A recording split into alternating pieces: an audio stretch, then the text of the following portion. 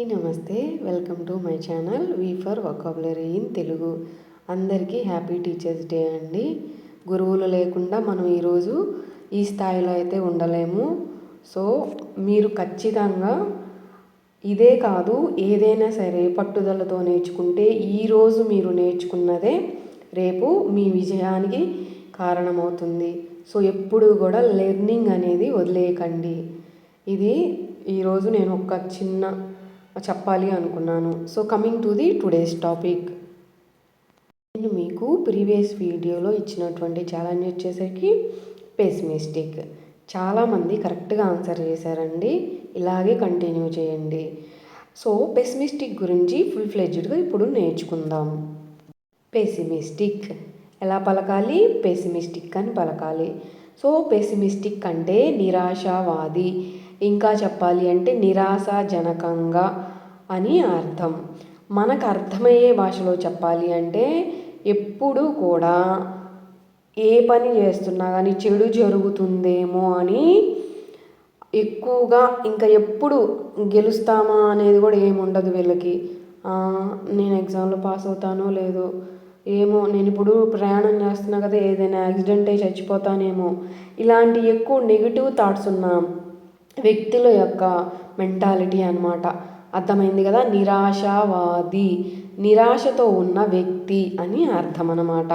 మనం జనరల్గా ఈ ప్లేస్లో gloomy, negative, depressed, downbeat, dark, black, hopeless అని చెప్పాల్సిన సందర్భంలో అడ్వాన్స్డ్ లెవెల్లో మనం పెసిమిస్టిక్ అని వాడతామన్నమాట. మనం చంకు మెదడులో ఎలా పలుకుతాము? పెసిమిస్టిక్ అని విడదీసి పలకడం ద్వారా ఈజీగా ప్రొనౌన్స్ చేయగలుగుతాము. పెసిమిస్టిక్లో ఎన్ని సిలబల్స్ ఉన్నాయండి? 4 సిలబల్స్ ఉన్నాయి. దీని గురించి మీకు మరింత వివరణ కావాలంటే ప్రీవియస్ అన్ని వీడియోస్లో చెప్పాను, ఒకసారి ఆ వీడియోస్ చూడండి. సో వీడియో లెంత్ ఎక్కువైతే ఎక్కువ మంది చూడట్లేదు, అందుకని నేను ప్రతి దానిలో ఎక్స్ప్లెయిన్ చేయాలని అనుకోవట్లేదు. సో అర్థమైంది కదా? ఈ చంకు మెదడు అనేది ఓన్లీ మనం నోరు తిరగనటువంటి పదాలకే కాకుండా స్పెల్లింగ్ అనేది మిస్టేక్ లేకుండా రాయడానికి ఉపయోగపడుతుందండి. ఇప్పుడు మనం దీన్ని ఎగ్జాంపుల్స్లో ఎలా మాట్లాడాలి చూద్దాం. ఫస్ట్ ఎగ్జాంపుల్ వచ్చేసరికి he is pessimistic about the results. He is pessimistic about the results అంటే ఫలితాల గురించి అతను నిరాశావాదిగా ఉన్నాడు. అంటే అరే నేను పాస్ అవుతా, బాగా రాసి కూడా అరే నేను ఫెయిల్ అవుతానేమోరా, నాకు తక్కువ మార్కులు వస్తాయేమోరా, ఇట్లా అన్నమాట. సో అర్థమైంది కదా? ఇంకొక ఎగ్జాంపుల్ చూద్దాం. A pessimistic attitude can affect your success. ఇది నిజం. A pessimistic attitude can affect your success అంటే నిరాశావాద ధోరణి నీ విజయానికి ప్రభావితం చేస్తుంది. అంటే నువ్వు ఎప్పుడు కూడా ఇంకా పాజిటివ్ ఆలోచనలు రావు, ప్రతి దానికి నెగిటివ్ ఆలోచనలే వస్తాయి అన్నమాట. దానివల్ల ఏంది, మనం సక్సెస్లో అందరికన్నా లీస్ట్లో ఉంటాం. సో గుర్తుపెట్టుకోండి, ఎవరికైనా ఉంటే మార్చుకోవడానికి ట్రై చేయండి. Coming to the today's vocabulary. ఇంకా మంచి ఇంట్రెస్టింగ్ టాపిక్తో మీ ముందుకు వచ్చానండి. అదేంటి అంటే మనం రకరకాలుగా తింటూ ఉంటాం కదా, దాన్ని ఇంగ్లీష్లో ఎలా చెప్పాలి అనేది ఈరోజు కొన్ని పదాలు నేర్చుకుందాం. Coming to the today's topic. First word వచ్చేసరికి మంచ్. మనం డైరీ మిల్క్లు ఏంటి, అసలు ఫస్ట్ డైరీ మిల్క్ యాడ్లోనే ఉంటుంది ఇది, మంచ్ అంటారు. మంచ్ అంటే నములుతూ తినడమే కాకుండా నములుతూ ఉన్నప్పుడు శబ్దం రావడం, క్రంచీ సౌండ్ అన్నమాట. అర్థమైంది కదా? మెల్లగా నములుతూ తింటున్నప్పుడు క్రంచీ శబ్దం రావడం అని మంచింగ్ అంటారు, లేకపోతే మంచ్ అంటారు. అర్థమైంది కదా?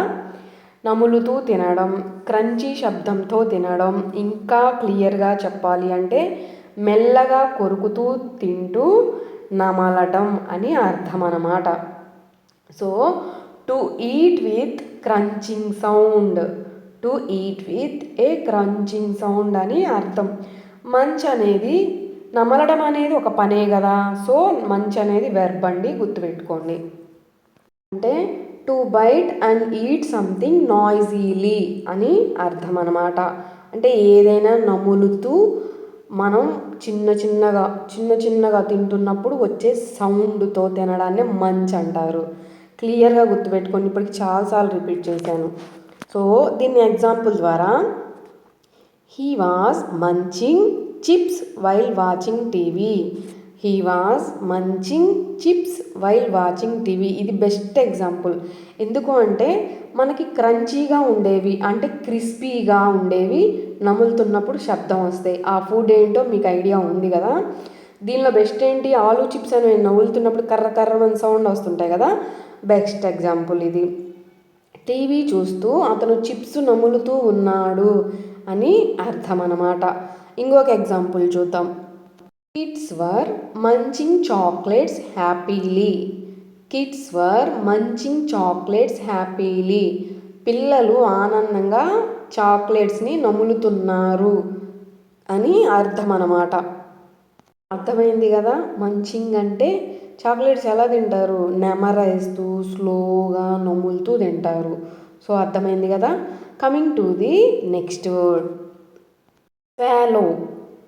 స్వాలో అంటే మింగటం లేదంటే కబళించుట. ఏంటి, మనకు అర్థమయ్యే భాషలో చెప్పాలి అంటే పళ్ళతో నమలకుండా డైరెక్ట్గా మన నోటి నుంచి గొంతులోకి డైరెక్ట్గా మింగేయడం. అర్థమైంది కదా. స్వాలో అంటే ఎగ్జాంపుల్ పాము అండి. పాము ఏన్ని కూడా నమలదు, మింగేసిద్ది. ఏంటి, సో ఇలా మింగడానికి సంబంధించినవి చెప్పాలి అంటే మీరు స్వాలో. వాటర్ తాగుతాం, ఏం చేస్తాం, మింగుతాం కానీ నములుతామా, కాదు కదా. సో స్వాలో అంటే మింగుట, కబళించుట అని అర్థం అన్నమాట. ఇక్కడ మీకు ఒక ఇంపార్టెంట్ విషయం చెప్పాలి. స్వాలో మింగడం అనేది ఒక పని కదా, వెర్బ్. సో దీన్ని నౌన్గా వాడినప్పుడు మనం ఒక పక్షి పేరు అనమాట. నౌన్గా వాడితే స్వాలో అనేది ఒక పక్షి పేరు. అదేంటంటే అన్ని పక్షుల్లో కల్లా వేగంగా ఎగిరే పక్షి పేరునే స్వాలో అంటారు. సో నౌన్గా తీసుకుంటేనేమో పక్షి పేరు, వెర్బ్గా తీసుకుంటేనేమో మింగటం అని అర్థం. గుర్తుపెట్టుకోండి. అర్థమైంది కదా. So to make food, drink extra, go down your throat to your stomach. డైరెక్ట్గా మింగేయడం అని అర్థం అన్నమాట. సో దీన్ని ఎగ్జాంపుల్ ద్వారా, the little boy swallowed A coin by mistake. A little boy swallowed A coin by mistake. ఇలాంటివి మనం వింటూనే ఉంటాం. పిల్లలు తెలియక నాణ్యాలు, రూపాయి కాయిన్స్, 2 రూపీస్ కాయిన్స్ దవిక్కిని మింగుతారు, తెలుసు కదా. సో ఇది బెస్ట్ ఎగ్జాంపుల్. ఇంకొక ఎగ్జాంపుల్ నౌన్ కింద తీసుకుందాం. ఏ swallow is a bird that flies very fast.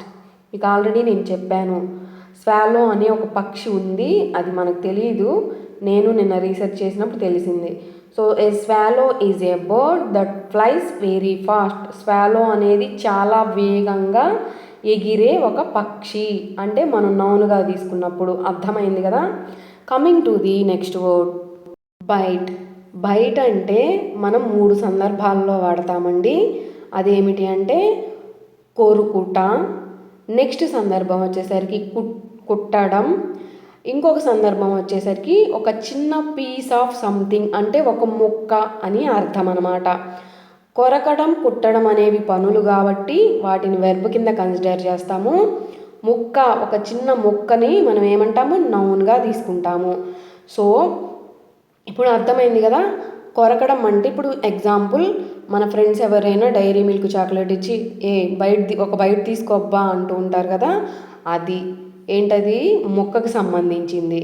అదే కుట్టడం అంటే ఏదైనా ఇన్సెక్ట్స్ కానీ దోమలు కానీ అవన్నీ ఇన్సెక్ట్స్ కిందకే వస్తాయి కదా. కుట్టినప్పుడు వాటిని బైట్ అంటాము, అంటే కుట్టడం అంటాము. మళ్ళీ కొరకటం అన్నా అదే కదా. ఇప్పుడు ఏదన్నా ఇప్పుడు మనం చాక్లెట్ మింగేస్తామా, మింగలేం కదా. ఒక చిన్న మొక్క నములుతాము అంటే కొరుకుతాము కదా. సో అర్థమైంది కదా మనం ఎన్ని సందర్భాలలో బయట అనేది వాడతామనేది. ఇప్పుడు దీన్ని ఎగ్జాంపుల్ ద్వారా చూద్దాం. అంటే పళ్ళతో కొరుకుట లేదా ఒకేసారి తినే ముందు చిన్న ముక్కలుగా కొరకడం అనమాట బయట. అంటే అర్థమైంది కదా మీకు? ఇప్పుడు ఈ ఎగ్జాంపుల్స్ అన్నీ అర్థమైనాయి కదా వివరంగా. ఇప్పుడు ఎగ్జాంపుల్స్ చూద్దాం. Mosquitoes bite more during the rainy season. Mosquitoes bite more during the rainy season. వర్షాకాలంలో దోమలు ఎక్కువగా కొడతాయి అన్ని కాలాలతో పోలిస్తే కదా.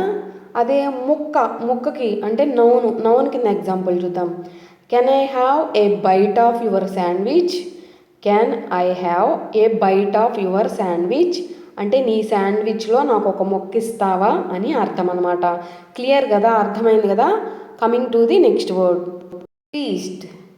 ఈ వర్డ్ అందరం వింటూనే ఉంటాం. అసలు ఫీస్ట్ అంటే అర్థం ఏమిటంటే విందు భోజనం. పండుగకి మనం చేసుకునే పండుగ విందు, ఏదైనా ఉత్సవాలకి చేసుకునే మహాభోజనం అని అర్థం అన్నమాట. ఫీస్ట్ అనేది నౌన్ అండి. A large special meal especially to celebrate something. అర్థమైంది కదా.